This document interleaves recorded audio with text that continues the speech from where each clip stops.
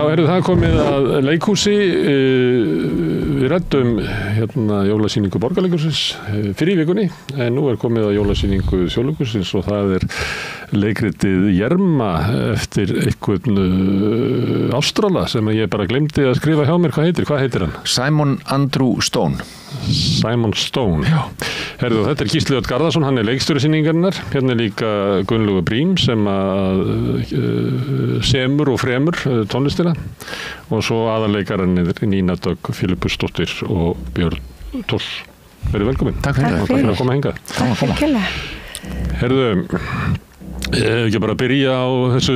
verki sem heitir sama verki og leikrið eftir Lorca, en með mjög veika tengingu. Já. Nánast bara titilinn, kannski. Já, má þetta, það sagði ykkur við mig, má ég bara búa til leikrit einhvern mann í tilvistarkreppu og kalla hana Hamlet? Já. Það má, þetta má. Það má allt í dag. En af hverju að þessu? Ef ekki meiri tenging að þetta? Nú get ég ekki svara fyrir hann, af hverju hann gerði þetta. Þú velti fyrir þér, ekki? Jú, en hann sjálfur hann samkynhneigður, hann Simon, eins og Lorca var og hjá þeim spilar þá kannski bæði þetta með börn og það geta ekki eignast börn svona út frá þeim því lífi sem að þeir eru fæddir inn í og Jerma þýðir í sjálfu sér eitthvað sem að ekki hægt að frjóvga. Þannig að ég hugsa að það sé tengingin í báðum tilfellum eða allavega hjá Simon Stone að þetta svona að geta ekki eignast barn og svo einhvern veginn að færa það inn í umhverfi sem nær honum og nær okkur í tíma og tíðaranda. Ég meina, þetta ekki sama verkið og ef maður ætlar að bera það saman þá er það eins og að bera saman einmitt eins og segir ef að þú myndir gera einhvern bara nýjan Hamlet en þetta í rauninni þannig að út frá nafninu þá er þetta eins og myndir kannski gera þú veist titillinn gæti alveg eins verið ófrjósemi. Já, þessu verki. Já. En það myndi ekki duga með Jermu Lorca því að það fjallar svona fólk jafnvel að má lesa alls konar í það. Já. Að það sé eitthvað í kerfinu sem að ýtir fólki í svona ófrjótt líf án til barna og það má lesa stjettir í það og svo náttúrulega alls konar skáldlegri tilvísanir heldur en í þessu. Akkurat og miklu ljóðrænna og það eru maður lendir í vandræðum þegar maður að byrja þetta saman. Já, þá lendur í vandræðum, já. Algjörlega. En svo það en svo að bera þetta saman svo það spurningin líka hversu vel að fólk að sér raunverulega í einhverju bara í heimsbókmenntunum það náttúrulega, einhverjir eru það en flestir ekki. Já. Þannig að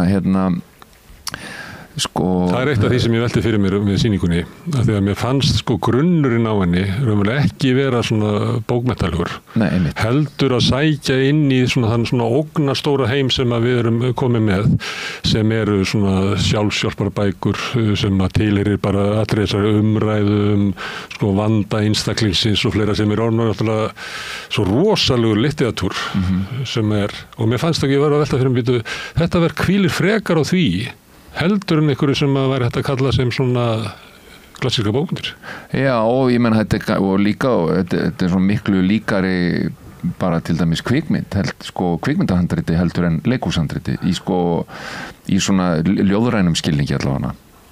Þú veist, það myndi engin, þú getur gert kvikmynd upp úr þessu, en það væri langur vegur að gera til dæmis kvikmynd upp úr Lorca. Það eru senur frekar heldur en kaflar eða þættir. Já, og svo bara hvernig tungumálið og svona lipurt í munni og rennur hratt áfram og þetta er svona hversdagslegri aðstæður kannski, en ekki ljóðrænar. Það tók eftir því að þetta var ótrúlega til þess að samtölun ykkar, þetta er ótrúlega gert að mikil í færni. Já. Það er eins og Mammet hafði skrifað þetta eða hvað hann heitir hann? Já, akkurat. Já. Þetta er í þeim stíl. En skiptir það þá engu máli að þú ert að leika einhverja spegilmynd eða einhverja mynd af Jermu Lorca? Hlutur eitthvað að hugsa um hana? Það máttur ekki hugsa um hana? Jú, þú veist, ég las þetta Lorca og ótrúlega fallegt verk en þú veist, maður finnur það strax að þetta þú veist, á öðru meiði, það er miklu ljóðrænna en á sama tíma eins og þú ert að segja með sjálfshjálparbækurnar þú veist, hún leitar leiða til norna eða kvenna sem eru að búa til seiði og þú veist þannig að þetta í svona þú veist eins og maður segir, þetta inspirerað af þessu en fært mikið bara alveg í nútíman til okkar og tengingin í raun og veru bara við Lorca bara kona sem að reyna að berjast að eiga barn, skilurðu, og það svona það sem að maður tekur frá Lorca inn í þetta, þessi bara langa saga og barátta fólks að reyna að eiga barn og það ekkert öllum gefið. Og svo má kannski grípa inn í, þetta svona þú veist, það að hversdags gera það svolítið ég meina, þetta náttúrulega alvöru vandamál hjá sko mjög stórum hópi fólks og það Heyrðu, það hundur í stúdíónu sína því skilning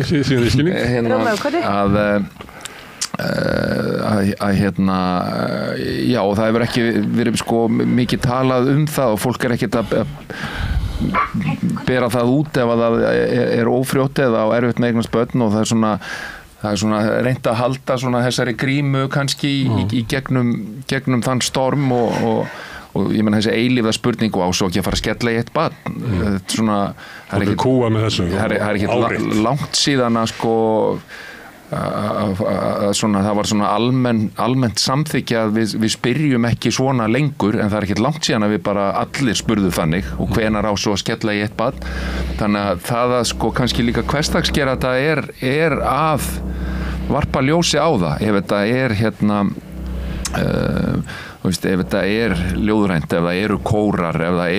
þá er þetta komið sko svo langt frá manni sem bara þeim einstaklingi sem maður kannski þetta svona það alltaf lagi, finnst mér alltaf lagi fyrst að vera með þessi tvö ólíku verk og þau byggja raunverulega á svona ólíkri hugmyndu sko stöðu einstaklings í samfélaginu og hvað þú stendur raunverulega bara í menningararfleðinni og Lorca trúir að við séum bara í því fljóti í þessu verki þetta þess að þú kallar hversdagslega, þá það líka verið að fara svona bara nær einstaklingum eins og við upplifum hann í dag þetta sé einkanleg vandamál og ég verða að gera eitthvað svona til þess að minnst það svona, þetta tölvur breyting og ég verða að velta fyrir mig að horfa á þetta eru við komin svona langt og þá myndum að velta fyrir sér að fólk sem að leikritið að fjalla sem hefur verið bent á að þeir eru kannski aðeins eldri heldur en það er svona fólk sem er 30 og það skiptir gerir samt á 15 ára tímabili en samt skiptir þetta skiptir svolítið máli út af þessu að eins og ef menningin okkar að breytast og sjálfsmyndin okkar að breytast þá myndum við gera ráð fyrir því að fólk sem eru 30 sé komið lengra á þeirri leið heldur en 50 ég er að velta mig hvort að þessi samanburður fær mann til þess að hugsa þetta Já, kannski í leikhúsi erum við heldur ekkert alltaf að vinna með hvað við erum nákvæmlega gömul og það þú veist, annað en í bíó og það er kannski aðeins erfiðara, þú veist, en í leikhúsi eru 5-10 ár kannski ekkert eitthvað hræðilegur skilur munur, það er ekkert svona já, þú ert 50 ára og þú ert að leika 50 ára, ég meina, ég leik Júlíu þegar ég var 30 en hún er 14 ára, eða skilur ég vísaði bara í þetta vegna út af aldrinum en það sem ég er að hugsa er að þessi breyting á hvernig við skilnjum okkur sem manneskjur inn í svona menningun og samfélaginu hvort að það séu raunverulega breyting hvort að getum að tekið þetta verk þennan Stone og Lorca og séð þessa breytingu? Jú, þú sér hann algjörlega af því að þú talar um sjálfsmynd og það kannski finnst mér vera eitt svona stór breytu þáttur í uppsetningunni frá Lorca, það er að segja þetta í grunn til svona sjálfsmyndamál í verki Stone það er að segja við kynnumst þarna fólki sem á allt og og framtíðin er bara björt og þau eiga fínt og fallegt hús og í fínu hverfi og fínan karriér og þau eru tekjuhá og þau eru svona dálítið efnishyggju fólk og þau vilja barn Þau hafa allt sem að þau dreymir nema eitthvað eitt sko. Þannig að þetta snýst að miklu leyti sjálfsmynd. Þau eru að reyna að fylla upp í einhverja sjálfsmynd og þetta er þeirra krafa einhvers konar materialíska sjálfsmynd og einhverja stöðu sem að þau ætla að taka sér í samfélaginu versus það á tímum Lorca ófrjó kona hún sko ekki bara útskúfuð á samfélaginu heldur hún arflaus því að hún getur ekki getið börn hún verður fyrir vikið sko útrópuð eða útkast úr sinni fjölskyldu og sinni fjölskyldu gerð þannig að það er nú kannski svona grunnafstöðumunur á tímanum á tíma tíma verksins í gamla daga snýst þetta að samfélagi útrópi þig og í dag snýst þetta allt einstaklingin það bara hvernig einstaklingurinn upplifir sjálfan sig ég á rétt á þessu og ég á rétt á hinu ég vil eignast barn og það minn réttur og þess vegna leyfir aðalpersónan sér að snúa öllu sínu lífi og lífi allra í kringum hana sig og hennar þarfir og hennar vilja til þess að vera svona eða hinsegin sem svona áhugaverður sko afstöðumunur innan verkana tveggja. Akkurat. En það líka munurinn sá að hjá Lorca þetta eina hlutverk konunnar að koma með eignast börn. Já, akkurat. En konan í þessu verki með Já, hún ætlar að sjálfa tímasetja þetta, hún ætlar að byggja upp karriér og það náttúrulega, ég held að mjög margir geti tengt við það, þú veist, fyrst ætla ég að byggja upp karriér, kom mér ramlega fyrir og svo ætla ég að eignast börn. Þannig að það náttúrulega við erum að eignast börn seinna held ég svona almennt og svo allt í einu þegar það ekki hægt og þú ert kannski einmitt orðin eldri en 20 ára að þá verður desperasjónin fljótt mikil. En svo þetta kveikjan sem að veldur ósættinu með lífið að því að allt virðist þetta svona stefnaði í búin að ná sér í áhugaverða mann sem að að skaffa vel og að meika það og allt það en svo vantar þetta og þá byrja verkið líklega bara að fjalla bara þráhyggju og gæti verið að fjalla þráhyggju sem að kveiknar að hvaða tilefni sem Já, algjörlega En ég held þetta sé alveg líka bara umhugsunarvert. Ég veit ekki hvað þið voru að tala meðan ég hljópa ná í nammi fyrir hundinn. En að því að það færist, alltaf að færast lengra. Að því að við viljum öll njóta þess að lifa, við viljum ferðast, við viljum voru að tala þetta kannski. Já, en svona einmitt bara aðeins. Og maður vil klára að mennta sig og svo vil maður prófa að vinna. Og allt í nertu bara orðin 30 eitthvað ára. 35 kannski. En þegar sjáum við það eru náttúrulega margir menn í kringum okkur sem að náttúrulega svona eignast kannski börn þegar þeir eru að detta í 60 jafnvel og þá loksins hafa þeir tíma til þess að og tala nú hef ég loksins tíma til þess að sinna þessu. Þá eignast þeir börn þótt að Kári Stefánsson var við því að sæðið orðið þá lélegt. En nýjasta greinin. En það nú samt En konan hefur náttúrulega ekki þennan valmöguleika nema hún ætliði það náttúrulega klukka á konunni en ekki á manninu og það náttúrulega svona þú veist og núna í heimi þar sem að það engin á ekki að vera neitt munur á því hvort sé heimavinnandi eða útivinnandi bæði eiga að vera með karriér, bæði eiga að vera successful, bæði eiga að njóta lífsins til jafns á allan hátt en kona þarf að ganga með barni og hún þarf að setja lífið sitt á pásu í langan tíma til þess að sinna því og 9 mánuðir. Þannig að náttúrulega þegar maðurinn getur hoppa til hvernig sem en þá þarf hann að skilja konun og fá sér einhverja sem á réttum aldri þannig að náttúrulega þráhyggjan og desperasjónu fyrir kona auðvitað er á einhverju level sem ég sem náttúrulega maður get ekki alveg sett mig í sporin á Má ég aðeins spyrja ykkur meira þetta svona það sem að ég kallaði sjálfshjálparbækur og svona þetta alls ekki niðrandi Nei, alls ekki Ég tók viðtalið hennar Lilju Ingólfsdóttur sem gerði Elskling myndina sem að margir hafa séð og hafði mikil áhrif á fólk og meðal hans ræddu við það að hún byggir einmitt á og hún bara talar það Lilja hún bara byggir á bara þerapíu þetta ekki svona bókmenntalegt verk í þeim skilningi þetta bara byggir á svona hugmyndum okkar hvernig maðurinn fungerar og hvernig sambönd fungerar og raunverulega gengur myndin upp þannig frekar heldur en við séum eitthvað að horfa til Shakespeare eða eitthvað Nei. og hún sagði sem að mér finnst merkilegt, að hún sagði það að þegar fólk hefur stigið fram og gengist við sjálfur sér, og þá erum við að tala um það sem áður var skilgreindir gallar og veikleikar og annað slíkt,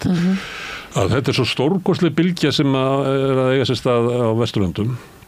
að þetta mun breyta heiminum. Að menning okkar mun breytast við þetta. Og það er það sem ég hugsaði með að vera að horfa á, því að höfundur hlýtur það hlýtur að vera eitthvað merking í þessu, að taka verk sem einmitt er þrungið af tilvitnunum í söguna og sögurspánar og svona jaðar og útskúfaðra menningar, það er alls konar svona þjóðtrú og dót sem að gengur inn í það, algjörlega samofið eitthvað svona menningararfi og stilla upp verki sem að raunverulega hvílir bara ofan á líka við að segja bara svona viðtölu við fólk sem hefur tekið þátt í því að draga það fram að sum pör og sum að konur geti ekki eignast börn og þær verða fyrir þessu áreiti linnulausu það að fytt ekki inn í það og þær hafa þurft að byggja sig upp með því að sé eitthvað svona næstu því svo merking í þessu, við erum bara komin inn í annan tíma, eins og mér fannst Lilja, ég veit ekki alveg hvort þú var að halda þig fram eða hvort þú vildi halda þig fram, en það var það skilningur sem ég hafði í þessu, að þetta er svo stór breyting í menningu okkar, að allir geta gengið fram og talað veikleika sína, að það er ekki eiginlega aftur snúið. Nei, og svo, en svo líka og bara út í aðra átt sko, þá er líka bara það sem er skemmtilegt við þetta verk hans Simons er bara hvað það er létt líka, það er svo mikið léttleiki í því, þannig að þetta er ekki sko, og ég held að það svona komi manni svolítið óvart að maður heldur kannski þetta verður eitthvað þungt og leiðilegt, en þetta er svo sko lipurt og það er svo mikið snerpa í þessu, þetta er svo mannlegt og þetta er svo nálægt manni sjálfum og þetta er svona þetta er samtöl sem að maður hefur átt við maka sinn eða við vini sína og þetta er svona þetta er á einhverju sko mjög sko nálægt manni og á mjög maður tengir mjög vel við þennan heim og þessa sko og bara hvernig það er og sko í rauninni verður þetta fyrir minnsmekk allavega svona áreynslu laust fyrir það er svona ákveð áreynslu leysi í snerpunni og í samtölunum og hvernig þau tala frjálslega allt og þau eru svona nútíma fólk og það er ekkert sko það að segja einhver gróf orð er ekki, það er bara eins og fólk bara mjög margir tala, það er svona að vera að tala kynlíf og alls konar hátt, en það er ekki svona það er ekki verið að mála það út og það er ekki verið að segja það og það er verið að tala rassaríðingar og svona fleira. Já, og það, ég meina bara eins og fólk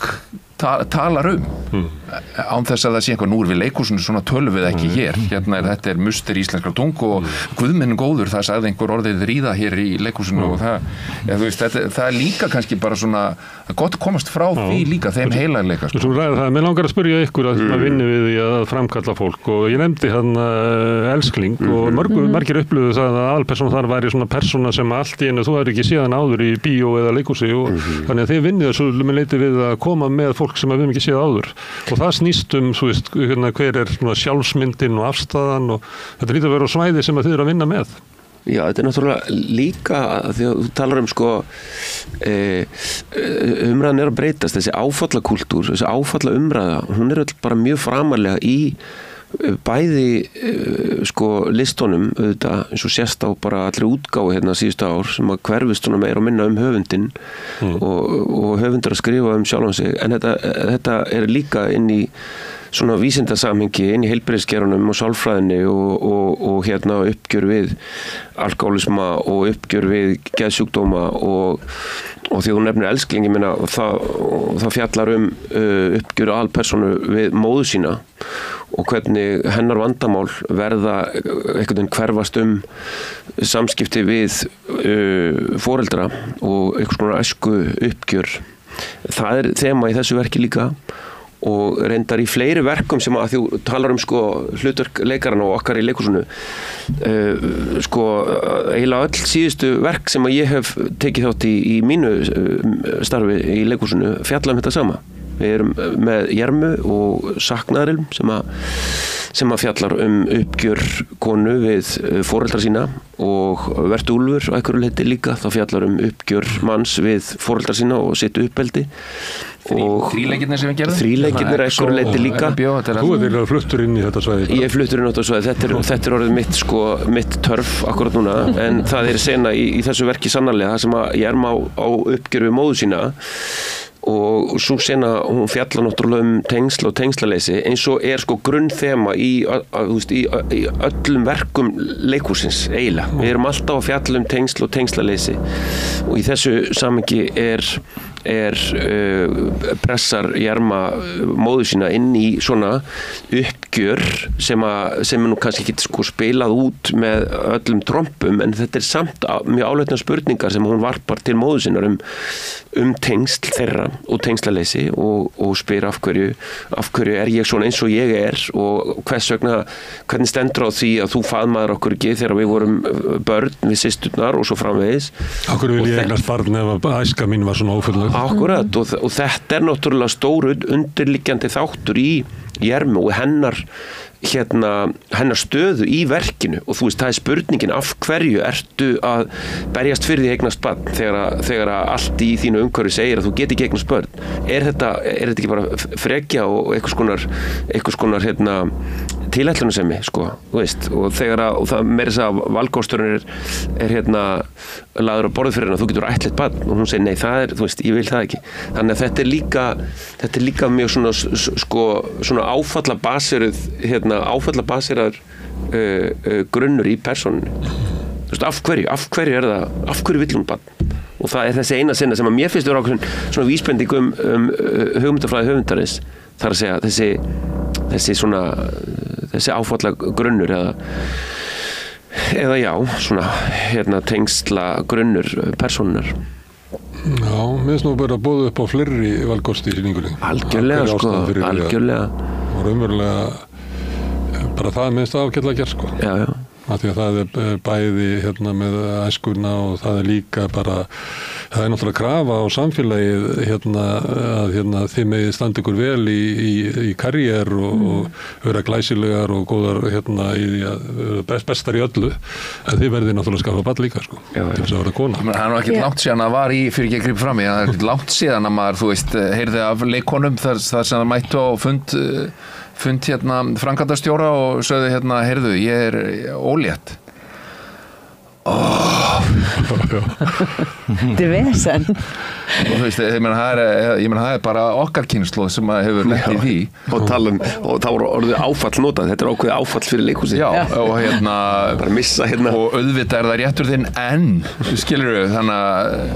ég held maður fá ekki í dag til dæmis bara, ég held ef einhver myndi bregða svona við í dag, það er ekki, ég held að það sé ekki í lagi. En eina er ég að reyna að þröngu ykkur eitthvað það sem er ekki til að það sé eitthvað svona breyting í svona stöðu einstaklis og sjálfsmynd sem að kallar á svona, kannski eitthvað sem að er í menningarsögu okkar sem að nýtist ekki og það verður bara að finna einhverja nýja aðferð hvernig fólk tjáir sig. Ertu að meina þá tjáir sig þá á sviðinu? Já. Því að þú verður að koma fram og vera eins og manneskja sem er til að núti. Þú getur ekki komið fram með eins og skuggamynd af því sem að Lorca sá. Nei, og ekki... Þetta er kona sem ég hitti bara út í Bónus í gær. Ég er hún. Já, kannski er það líka, auðvitað erum við líka að reyna að segja sögur sem að við tengjum við og ég meina það er þetta oft verið að taka klassikina og reyna að breyta henni og reyna að færa hana nær okkur og það er verið að gera það allstaðar úti í heimi af því að grunnurinn að allum sögum eins og Bjössi var að segja henni rétt á hann er svo mikið sá sami, þú veist við erum að díla við manneskjuna hennar áföll og hennar vonir og væntingar og þroska og við viljum auðvitað reyna að spegla það sem að við erum að díla við í okkar samfélagi og þá kannski þurfum við að færa allt aðeins nær þannig að við fáum unga fólki í leikhúsið þannig að unga fólkinu finnst leikhúsið ekki vera bara allir tala eitthvað skringilega og... Já, svo held ég til að grípa inn í þetta Fór ekki margir ungir þegar ég fór Nei, þetta er korta gestirnir Þetta er erfiðasti salurinn að þessu leyti er stóri salur Þjóðleikhússins Það hérna, meðalaldurinn þar og svo í Borgarleikhúsinu hér og svo í Tjarnarbíó hér og Litlu sölunum hér. Nú samt allur gangur á þessu. Þessar fyrstu sýningar eru kortagestir og það hærri meðalaldur hjá kortagestum en almennum gestum. Svo breytist sko aldurssamsetningin eftir því sem maður líður á sýningatímabilið. Og Þjóðleikhúsið þetta með frábært kort þarna fyrir unga fólkið. Ungmennakortin eru æðisleg. Ungmennakortið sem svona svo áskrift af Spotify, þú veist, borgar. Nei, en ég menna þegar við vorum að leika þríleikina eins og X og þetta, ég menna alveg sko aldursgrensan færðist alveg sko áþreifanlega eftir því sem á leið og svo hérna en já, það sem ég ætla að segja sko náttúrulega þegar þessi verk eru skrifuð, við tölum oft klassíkina eins og það sko eins og það sé eitthvað sko eitthvað ljóðrænt eða eitthvað svona hærra en eitthvað raunveruleiki en sko á þeim tíma sem að það skrifað að þá lítur það bara alveg eins og sko Lorca skrifar á sínu tíma, þá lítur það að tala tungumáli sem að sko fólk vant á sama hátt og Simon Stone gerir núna. Þannig að sko ef að leikhús á að vera aktuelt þá verður hann alltaf að tala okkar mál, þú veist, það voru að tala okkar tungumál og tala eins og við tölum og hann talaði ástríðin í sitt samfélag og sem að kosta hann lífið líklega. Já, full alvar í þessu. Já, klassík ekki tegundaverkum. Nei. Og það ekki sko tegunda talsmáta heldur, þetta svona og ég meina hoppandur einu öðru að því nú náttúrulega verið að sýna Vigdísi og það einhverju tala þú veist, ég meina það ekki verið að fjera, fólk fjerað á þessum tíma en já, en það er ákveðin sko, þetta er ekki heimildamynd hvernig við töluðum í gamla daga heldur, þetta er mynd fólk sem við viljum tengja við og skilja sko og þá getur ekki sett einhvern sko tungumála leigir á milli okkar og áhörfandans þú veist, þannig að þetta er svona eilífðar spurning og það er bara gaman að pæla í þessu. Uppsetningin öll svona nútímilag, eða ekki, myndi ég segja? Verkið byggt þannig. Hvað nútímalega? Nei, ég sé það. Þess vegna var ég með hennar fyrirvara. Það svona notað svona að vera að ramma inn myndir og sömuleyti svona mjög margt sem að minnir á bara bíómyndir og eitthvað fleira. Já, þetta er náttúrulega glugginn í líf þessa, margir gluggar inn í líf þessa fólks. Og eitt til þess að minna á að þetta nútíminn að þú byrjar sýninguna, Gulli. Já, lemur trommurnar þannig að áhorfendur fá. Já, ég var í svona pínu svona smá efasemdum með það en mér fannst það bara Gísli kom með þetta einslag og að byrja þetta svolítið krafti og bara láta óhamið bara láta vaða á áhorfendur og þú veist fyrir mig sko ég sé mig alltaf sem svona eitthvað svo ljóðskáld að því að í upprunalega verkinu sagði Gísli mér að það voru lesin ljóð innan milli sena. Leikararnir lási ljóð og ég stoppaði svolítið við það. Ég hugsaði, ok, þá ætla ég að reyna að sjá mig svolítið í þessu hlutverki. Ég sé svona eins og ljóðskáld með litapalettu. Þú ert einn svona ljóðræni Gandalfur með töfrasprota. Maður myndi halda sko lúta eða selló myndi henda betur í það heldur en trommusett. Já, sko, en ég var að segja við Bjössa á hann, sko, veist, ég sagði við hann, það má ekki segja þetta, sko, þetta er náttúrulega bara svona sjamanísk, sko, svona trúa samkoma, þú veist, það eru mildi og það eru djöflar og það eru óþægindi og svona skellur á eftir því sem líður á sýningun og þetta er alltaf að fara úr böndunum og fólk bara að fara yfir þá verður þetta svona, þá fyrir hljóðheimurinn að vera svona óþægilegri, svona þægilegur en samt óþægilegur og það er alltaf þessi togstreita alltaf þarna á milli og þú veist, ég hugsa ekki allt í trommum, sko, ég hugsa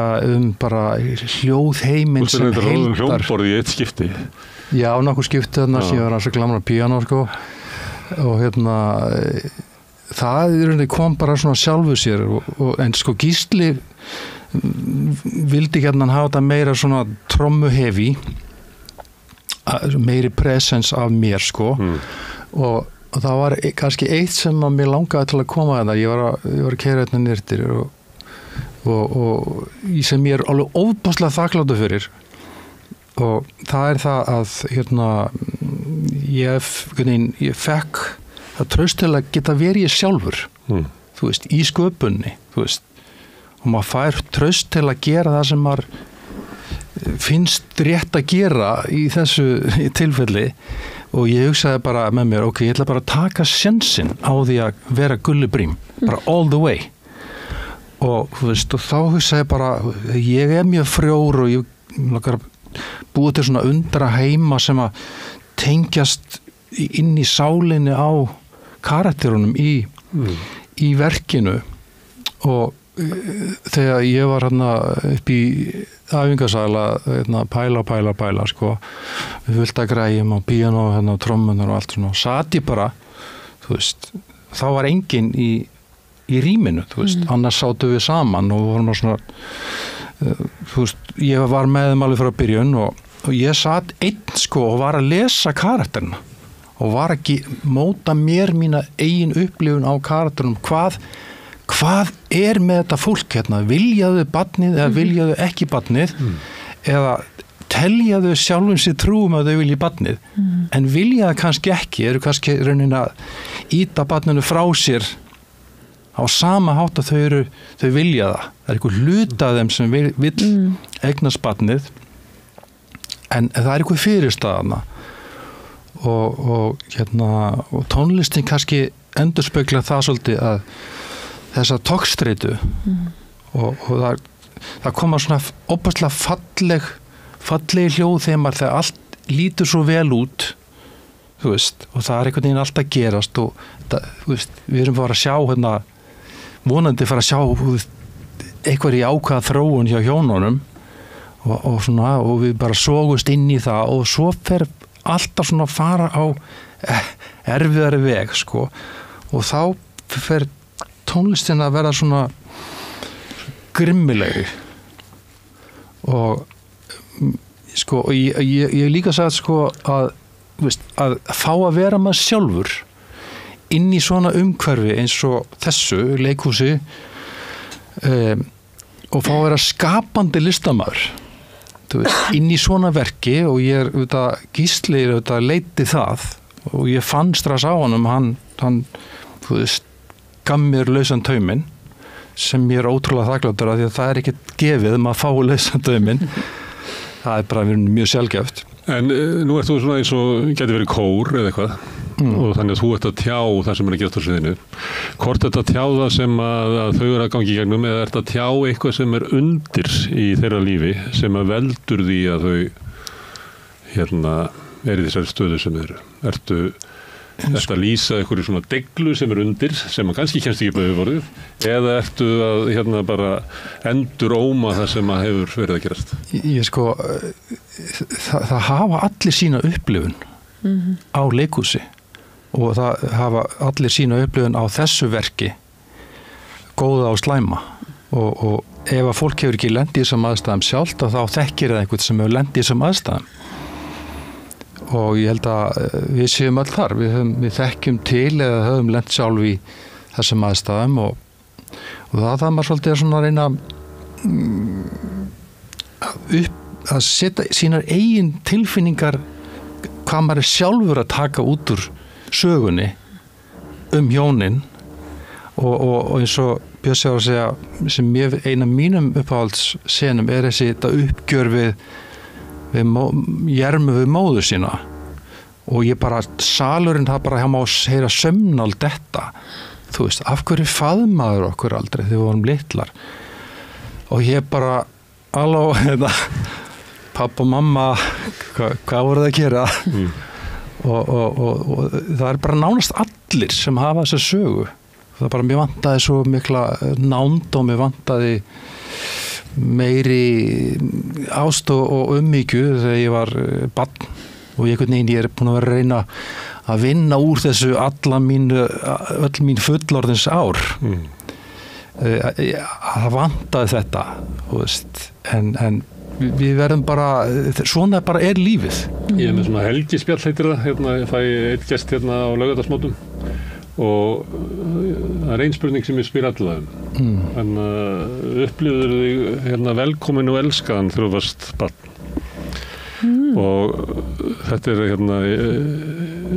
sko, einhver leyti þetta kynslóðabundið og sem að tengist kannski því við vorum að byrja að tala en svona það er fátítt að fólk svona sem eldri en 60 svari bara já. Það er mjög fátítt. En það er líka mjög sjaldgæft að fólk sem undir 40 svari nei. Þannig að kannski þetta hluti á því sem að hún Lilja Ingólfsdóttir var að tala að það er lækning í gangi þó svo að lækning kannski ekki allt ég ætla ekki að segja þessi nýr heimur eins og mér fannst þess að hún var að segja en þetta er allavega mikil breyting og það er náttúrulega ég kalli þetta stundu beglaða kynslóðin sem að allir við sem mikið svipur ekki Það er svona viss harka í samfélaginu sem að er kannski ríkjandi á þessum tíma sem að er ekki í dag eða er öðruvísi í dag í öðruvísi og kannski líka þú veist, það var ekkert mikið verið að tala um tilfinningar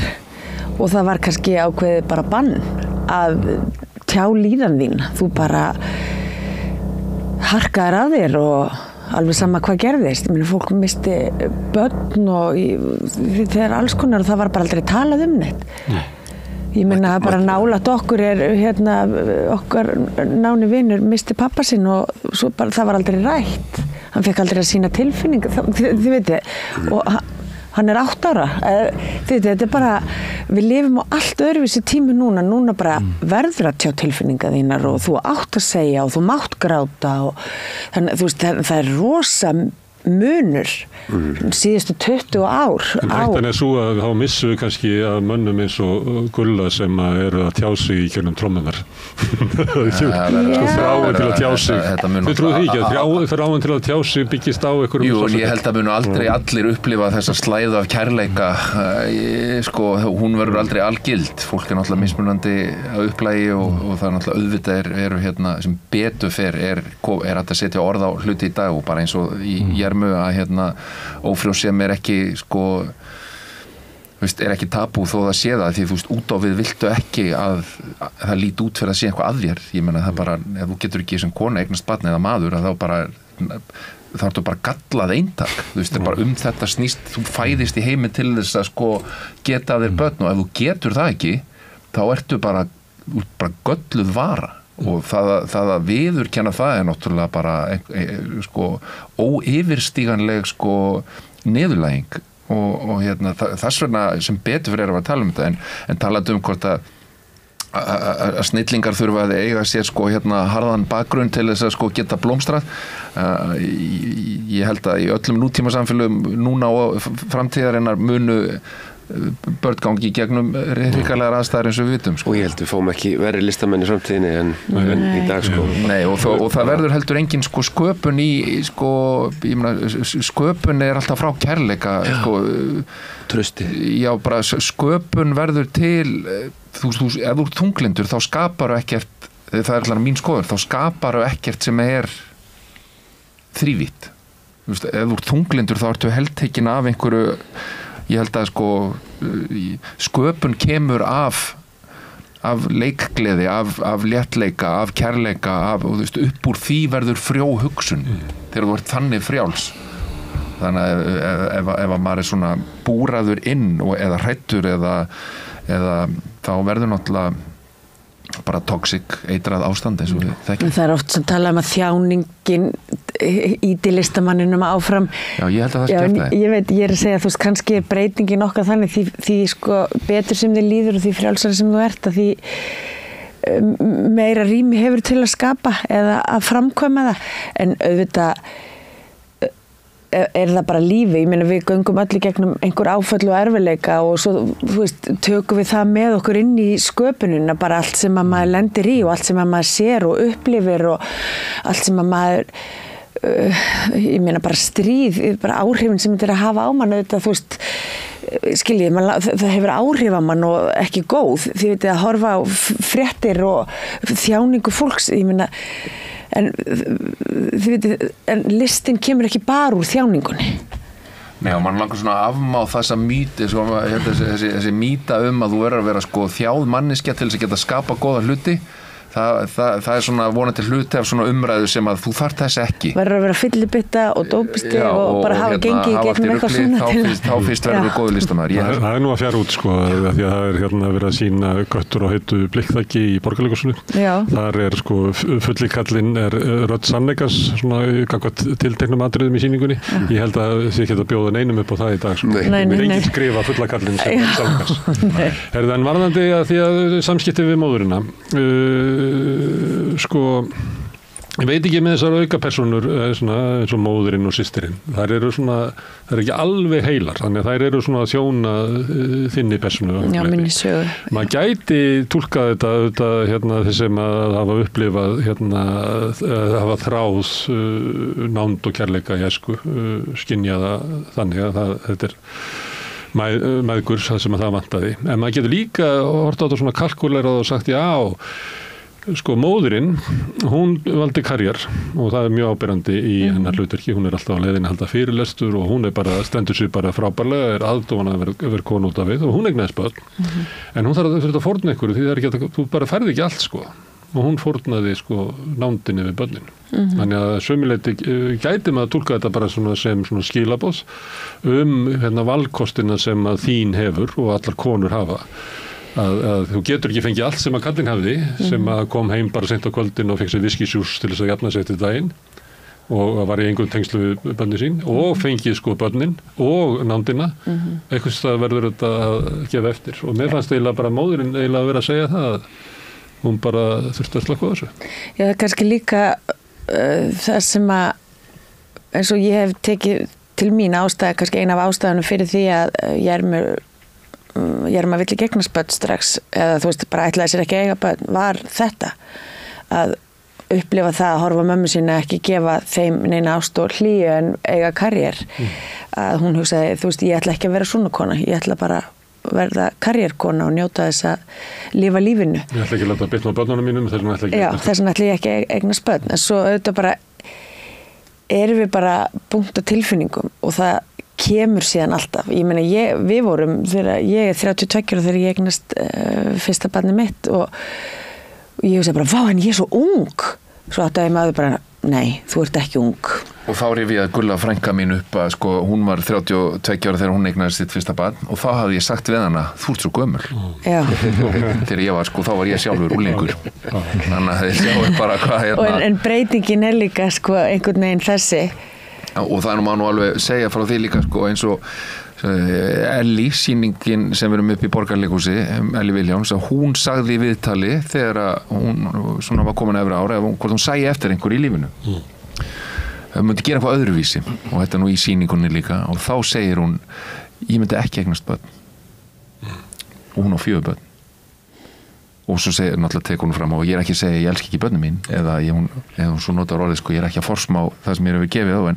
en ég hefði valið mér öðruvísi líf og þá að því hún náttúrulega er áþreifanlega að þeirri kynslóð bara í rauninni eins og Vigdís sem hefur verið að sína hún svona kastinn hérna auglýsi allt sem við erum með í gangi já og hérna ég fekk ekki ást neitjók hérna og ég er mjög þungling ófallaraskar ég þarf að fá knúsið mitt annars stað frá en það er í rauninni þetta sko þá bara stoppaði lífið og það er svolítið eins og hjá mömmu Jarmur kannski að fólk aldi ekkert upp börnin sín saman það bara mæðurnar sá þetta ég er að lesa viðtalið Robert De Niro núna hann var eignast barn, ég veit ekki hvað er hann 85 ára eða eitthvað aldrei ástæðir og þá var hann spurður í viðtalinu hérna, og hvað, ertu alveg að skipta bleiur og svona? Nei, ég er ekkert í því sagðan en þá bara hann Herðu, hérna afstaða parsins til barningna að þú vilt eignast barn og þú ert alveg til í eignast barn það er svona munur á því og ég ræddi verkið við hérna konu sem hafði mikið reynt að eignast barn og hún var svona eiginlega með hugmyndunum að þú eignast ekki barn en þess að þú vildir ekki nógu mikið sko. Aha. Það var eins og að hefði sett svona eitthvað inn í þetta já að þessi afstaða þín með bara upplýða rótað upp í sögunni að jú, alveg ef að kemur barna þá það bara gerum við það en þú veist ekki til að gera neitt sérstaklega mikið til þess og þessi svona veikur aðili í áætluninni. Með veikan vilja. Og það bara, þú kemur með veikan vilja inn í svona verkefni þá eyðileggur allt sko. Já. Það er nú auðvitað að ræða það svona í svona samingi við einstaklinga sko og þú veist svona einstaka innlögnin í sambönd og hjónabönd en verkið held í svarið nú þessu svona frekar skýrt sko hver forsenda fyrir þessari ófrjósemi en ég meina, jú, þetta væntanlega hjá fólki og í samböndum þá er þetta bara stórt mál sko hvort að það sé mikill vilji fyrir eignast börn eða ekki en það er nú ákveðin vísindi á baku þessa leikgerð sko sem að sýnir fram á bara þú veist, eggjatalningu og frjósemi. Já, svo má kannski skjóta inn í að það er eftir sem við tölum áðan held ég að það er þetta sko við erum ekki, við menn það er ekki sko tímaklukka á okkur þannig að sko á sama hátt þannig að ég upplifa það sé kannski oft þannig að svona að kannski, og ég ekki vel verið þess að tala út raskata á mér en að svona að konan svona oft stjórni meiri tímasetningun á þessu en maðurinn og nú getur alveg verið að sko ég er ekki að tala eitthvað algilt en það er svona en svona þegar að Nína er tilbúin þá er ég til en það er ekki hjá mér bara ég verða að eignast barn núna af því að þú veist eftir 10 ár er ég þú veist þá bara get ég það núna eða aldrei en það gerist annað þetta er líkamlegt það gerist sko líkamlega byrja líkaminn að kalla og láta mann vita og það er að ég held að það gerist ekki á sama hátt alveg örugglega ekki það er bara en eitt af því sem náttúrulega gerir það öðruvísi á köllum ef maður er alltaf að fara út í svona dýrafræði að hann vil bara spreða sæði sínu sem víðast en mér finnst sko ég upplýði til dæmis alls ekki í þessu að hann sé ekki með vilja það bara lífið er einhvern veginn að gerast og þau ákveða að ætla ekki að eignast börn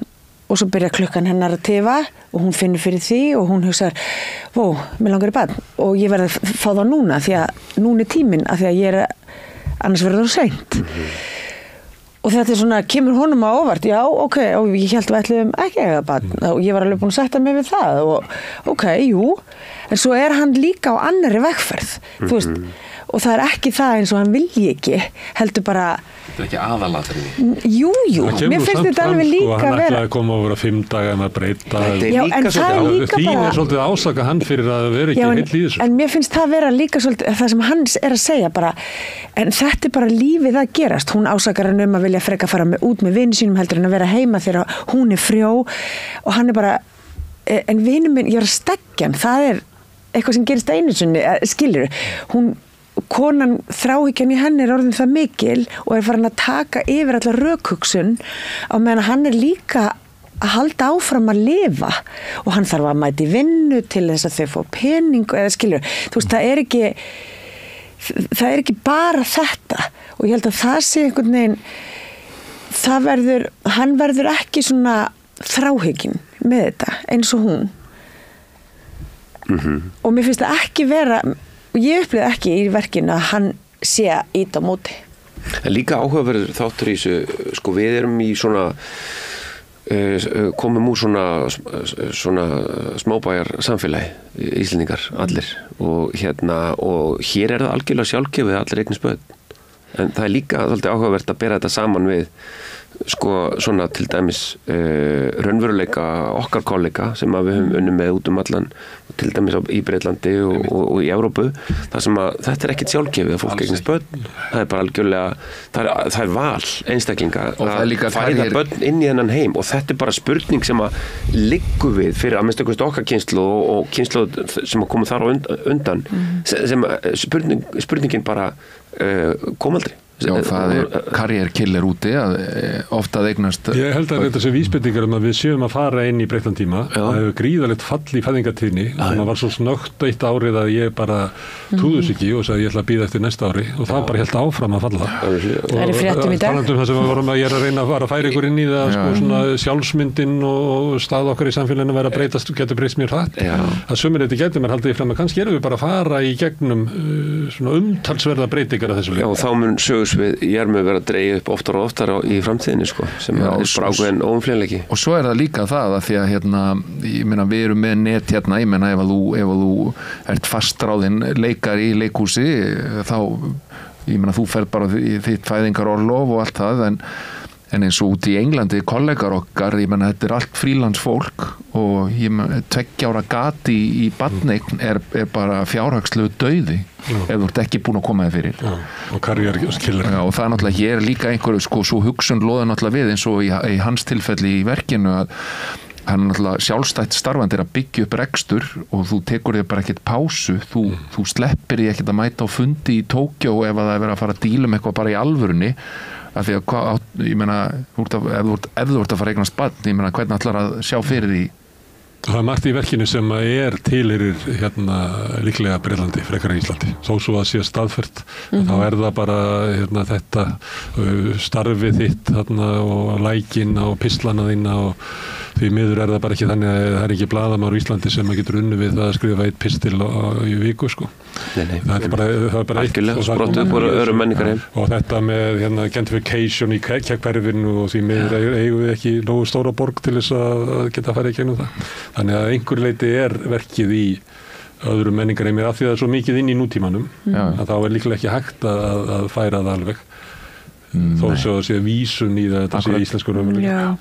Þetta er skrifað svona rosalegri leikni, fannst mér. Mér finnst þetta svona bara samtölin og fleira, þetta er miklu meira leikin höfundur heldur en að ég myndi segja að veri svona góður höfundur. Og það er svo þetta er eins og samtölun ykkar og svona, þetta er hérna svona eitthvað samsöngur. Ég bara var að velta fyrir mig, sko, er ekki gaman að fá svona texta það sem að er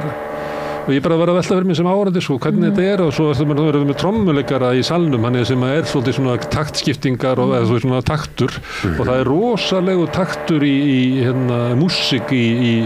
samsögnum. Þetta er gott verk þannig og hlýtur að vera góð þýðing líka. Það er bara sko handritin eru náttúrulega bara efniviður til þess að vinna úr. Þetta er gott leikrit mörguleiti og þessi góðu leikstjóri og góðu leikara sem það skiptir öllu máli, sko, fyrir mig í leikhúsinu og mín vinna snýst aðalega sko samstarfsfólk og það sem að verður til á æfingartímabilinu, hinn raunverulega vinna gerist þar og við erum sannarlega með góðan efni við hér og á mörguleiti, þú veist, vel þýtt og þetta er vel skrifað og þetta byggir á áhugaverðum svona sögulegum grunni og allt það, en fyrir mig persónulega þá snýst þetta allt samstarfsfólki, bara með hvaða fólki maður vinnur, hvað er hægt, þetta er eins og námugröftur, sko, að vinna í leikhúsi. Við sitjum í, sko, 8 vikur og reynum að grafa ofan í hvert annað og ofan í okkur sjálf og ofan í verkið og ofan í höfundin og við reyna að draga einhvers konar gull upp úr þessu öllu saman sem við reynum svo að sýna fram á með sýningunum og þetta er vinnan, sko, og efniviður, hinn raunverulega efniviður hverjar leiksýningar er fólki sem að stendur að sýningunni. Samt bara þú getur búið til hræðilega sýningu úr góðu leikriti, sko. Og góðum leikurum líka. Og með góðum leikurum getur búið til mjög vont leikhús. En mér skilst, sko, að þegar Simon Stone gerir þessa leikgerð að þá var leikhópurinn rosa mikið að vinna þetta saman. Þannig ég held að ber þess merki, sko. Að ber þess merki að þetta hafi verið svona leikara djú, sko. Já. Þetta er leikrið sem er skemmtilegt að leika. Já, mjög gaman. Og með öllum þessum kollegum, oh my god. og það ótrúlega gaman tónlistarveisla fyrir leikarana sko. Já, og þetta svona eins og við tölum aftur hann þríleikin sem var í fyrra, það var í hitti fyrra, tími líður svo hratt bæði að það þessi snerpa og þessi samtöl sko, og þetta mjög krefjandi fyrir okkur, það mikið hlustun, maður þurfum að vera rosa mikið alert, þú veist, að keyra þetta áfram og passa þetta dett ekki og halda þessu uppi og íta undir textan sko, að því leið og við setjumst og textin fær að verða eitthvað svona leikhús, að þá missum við boltan. En þetta ótrúlega skemmtileg leikfimi. Já, gera það, og svona eitt af þessum, þannig að sýningin aldrei rauninni tilbúin. Það sem upplifið með svona sko, það út með lifandi tónlist og þú ert með sko texta sem að krefst þess eins að fólk hlusta á hvort öðru og grípi boltan hjá hvort öðru, og ef ég segi svona þá þarf ég að grípa hann hérna, og ef ég segi svona þá þarf ég að grípa hér, þannig að þetta svona sko, eins og Nína segja, þú sest ekkert niður og flytur þinn texta og hugsar hvar áherslan á samhljóðum, eða það bara, þú ert að grípa bara á tánum, þá ertu bara að hæla nú. Já, algjörlega, og þannig að þetta bara rassinu, og það það held þú bara að byrja, þetta bara uppafsreitur og svo bara go. Ég spurði einhver ég held að vera áður við byrjuðum af hverju það ekki þannig í leikhúsum sem þetta taka upp svona gamla sýningar, og ég hafði eiginlega þríleik í huga því ég misti á honum. Af hverju ekki þetta bara taka hann upp og setja hann upp? Það verður kannski alveg hægt með hann af því að það bara var eitt sófi. Já. Þetta snýst leikmynd. Já, oft, en svo það líka kannski bara... Svo rennur bara sitt skeið, sko. Já. Og ég var bara að vísa í því sem óperúhús gerir þetta. Þú veist, það eru kannski að setja bara upp eina eða tvær óperur, og það voru þannig stór hús, sko. Já. En svo hitt meira og minna endurflutningur og eldri uppfærslum. En við gerðum þetta rosa mikið með stóru sýningarnar okkar í Vesturporti á sín tíma, þegar við vorum að ferðast með þær erlendis, geymdum leikmyndirnar, svo fóru leikmyndirnar út og svo komu þær heim, og þá oft settum við aftur upp sýningarnar hér, af því að auðvitað alltaf svona, sýningar alltaf í vinnslu og það bætist alltaf eitthvað við þegar maður tekur þau upp og fer aftur inn í gömul verk, og þá fattar maður eitthvað nýtt og já, þetta, og eitthvað sem maður fattaði kannski þegar við vorum að setja upp á ensku, og þá kemur einhver ný breidd sem maður kannski manni yfirsást. Þannig að sýningin mætti fá svoleiðis framhaldslíf. Já, algjörlega. Já, svo þú ert þetta nýbúin að gera svona með Já, Úlfinn. við fórum með Vertu Úlfur til Póllands og sýndum hana þar núna bara í vetur. Og fer norður reyndar, við fyrir með Saknaðarinn norður til Akureyrar núna seinna í árinu, en sko leikhúsin náttúrulega bara byggð svoleiðis upp. Við erum með kortagesti og það kemur nýtt leikár með 10-15 nýjum leikritum á hverju einasta hausti, þannig að það þarf líka bara að rýma sviðið. Það þarf bara að hreinsa til í leikmyndageymslunum, og það nú alltaf að tala um þetta hverju, að geyma sýningar og ákveðnar leikmyndir eru geymdar sannarlega, en þetta líka bara framkvæmt sem örlítið flókin. List andartaksins. Já, koma bara nýja sýningar og það krefist þess að fá. Því sem þannig að fólki sem að fara helgina eða eftir mánuð mun ekki sjá sýninguna sem ég sá. Það var miklu betri, Leikhúsið er svo lifandi, Það er alltaf en því, ég meina, breytist. Já. Ég er alveg límdur við það sem þau eru að gera, og það er svona mikið að pikka upp þeirra orku og hvort það er hraði og hvort það er mikið drama, hvort það er meira drama eða þú veist, og stundum verði bara svona eins og djöfullin Já, stundum hefur spilað undir senu og svo bara á næstu sýningu spilar hann ekki undir henni. Hann er með mjög frjálsar hendur til þess að hann er eins og hann sé bara búin að setja sig í samband og svo bara ferða af stað. Já, það er náttúrulega ákveðin rammi sem að ég held í ákveðin struktúr, en þú veist, innan þessa ramma þá er ég rosalega djúpt kafa onni hvernig þeim líður á sviðinu, þú veist, og það kannski kemur eitt smá space á milli þar sem að hjónin er eitthvað að kýta þarna, rífast, og þá kem ég inn með svona smá, bara svona eins og Mike Tyson búm. Undir. Já, svona áhrifalaus. Já, en stundu, ég er rosa líka mikið að reyna að gefa verkinu þú veist, svona fallega svona öldu til að surfa á þú veist, maður alltaf þessi dansk og ekki taka of mikið rými en svo þegar kemur tækifærið þegar Bjössi á hann dálítið erfitt í stykkinu þá kemur tækifærið þar sem ég fæ bara að gefa allt í botn sko, bara allt þú veist, það er allt að fara á límingunum og þá get ég stungið mig til sunds og látið vaða þú veist inn í mínu plássi sko og þá fæ ég bara fullt skotleyfi til að grípa þessa upplifun hans og guðsenni áfram yfir áhörunduna þú veist, þannig að það var einni senu að þá voru þau búin að koma sér fyrir á sviðinu og biðu eftir að þú klárar þig þá hefur það líklega verið svona aðeins lengra það sem varst ekki alveg búin að klára það sem það að segja á trómunum það sem að virkaði bara að biðu eftir að hann kláraði sig þetta er allt einhvern veginn svona læst sko, hljóð og hljóðmynd og ljósin og þetta er búin að læsa svo allir saman